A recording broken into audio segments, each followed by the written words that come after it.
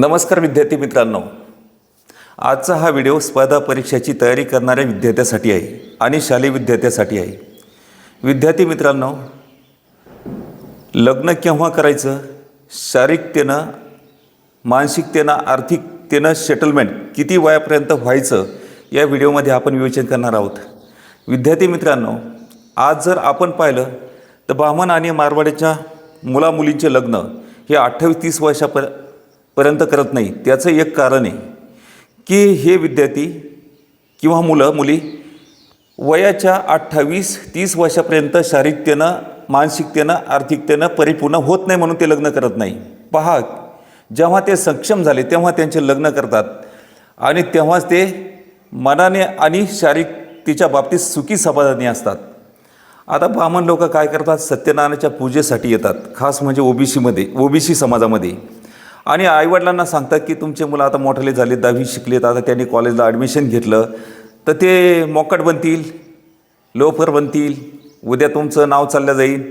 आता आईवडील हे अज्ञानी असतात शेतकरी वर्गामध्ये, त्यांना त्यांचंही सुद्धा खरं पडतं आणि त्यांच्या अधीन जाऊन लवकरात लवकर मुलामुलींचे लग्न करायचा प्रयत्न करतात। मला म्हणायचं की तुम्ही सांगा, 18 वर्ष जर मुलींचं वय परिपूर्ण कायद्यानुसार लागतं आहे आणि त्याच्यानंतर मुलाचं वय हे 21 वर्ष परिपूर्ण असावं लागतं।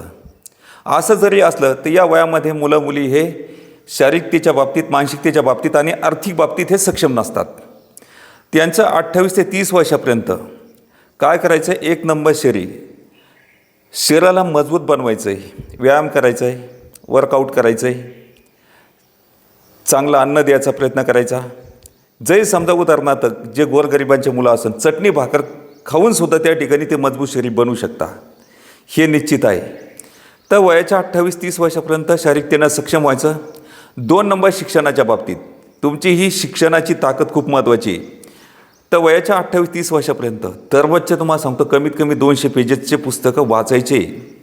तुम्ही महापुरुषांचे पुस्तक वाचा, वेगवेगळ्या धर्माचे पुस्तकं वाचा, जागतिक जे विचारवंत आहेत, नेते आहेत, जे सक्सेसफुल झालेले त्यांचेसुद्धा अनेक पुस्तक वाचून टाका।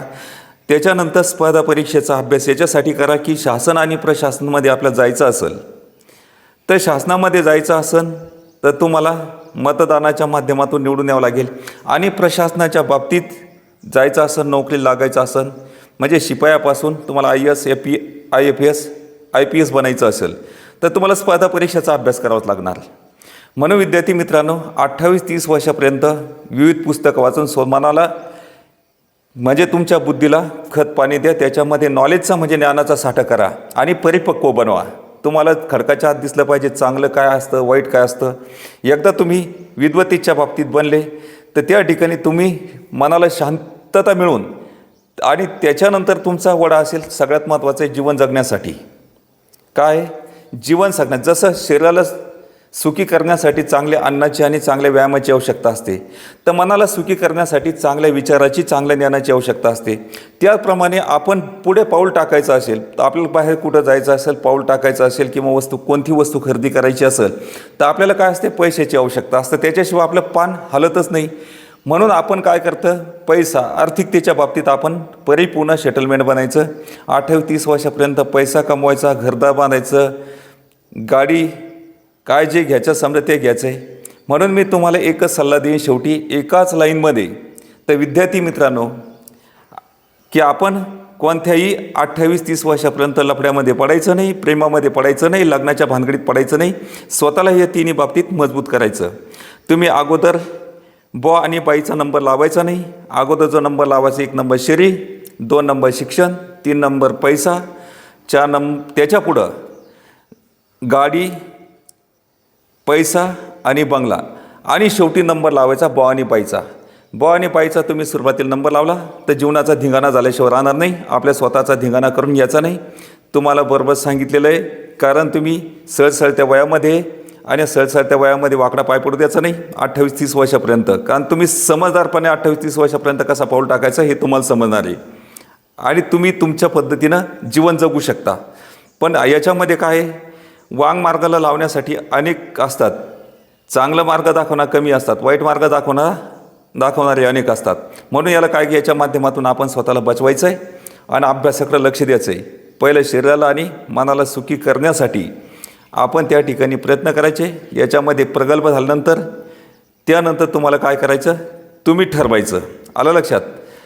आणि विशेष शेवटी पुन्हा एक सांगतो की तुम्ही तुमचं सळसळतं रक्त आहे, सळसळतं पाणी आहे शरीरामध्ये, तर याला काय करायचं सळफोक असेल तर त्याला रस्त्यानं जाताना कोणी तोडून टाकतं आहे, पण आडवा वाकडा तिकडा फोक असेल त्याला कोणी तोडत नाही. आलं लक्षात. म्हणून तुमचा सळफोक आहे त्याला कंपाऊंड घातलं पाहिजे आणि कंपाऊंड घालून त्याचं संरक्षण केलं पाहिजे. आलं लक्षात. आता तुम्हाला माहिती आहे जे रोपटं असतं त्याचं संरक्षण करण्यासाठी त्याला कंपाऊंड घालायचं. जर कंपाऊंड नाही घातलं तर काय तर बकरी ती शेंडा कापते, त्या झाडाची वाढ होणार नाही. तर त्याच्यासाठी काय करायचं कंपाऊंड घालायचं, मोठं बनवू द्यायचं. म्हणजे एक वडाचं झाड पहा, एक तर ते मोठं झालं तर 10 जंगलातले 10 हत्ती जरी त्याला लटकले तर ते झाड हलत नाही, हे लक्षात ठेवायचं. बिलकुल 28-30 वर्षापर्यंत कोणत्या 3 हालचाली करायच्या. कोणत्या 1 नंबर शरीर, 2 नंबर शिक्षण आणि 3 नंबर पैसा. समजलं. तर मग या ठिकाणी आपण आज थांबूया. असेच व्हिडिओ घेऊन तुमच्या समोर येऊया आणि हे हकीकतमध्ये जीवन जगण्याचे व्हिडिओ मी तुमच्या समोर घेऊन येणार आहे. यामध्ये असं बाकी कोणतं खोटं असणार नाही. धन्यवाद.